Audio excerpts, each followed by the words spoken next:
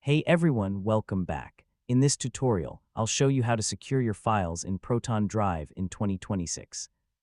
So if you want to protect your data, prevent unauthorized access, and keep everything private, this guide will walk you through everything step by step. First, open your browser and log into your Proton Drive account. Once you're inside, you'll see your main dashboard. Next, go to your account settings and enable two-factor authentication.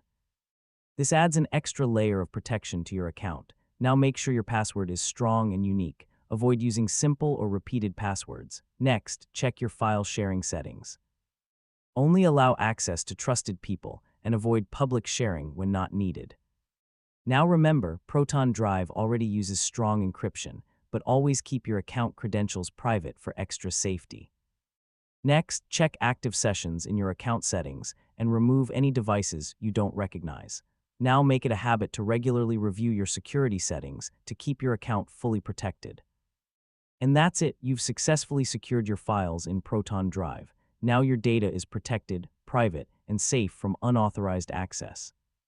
And don't forget to like, share, and subscribe for more tutorials like this.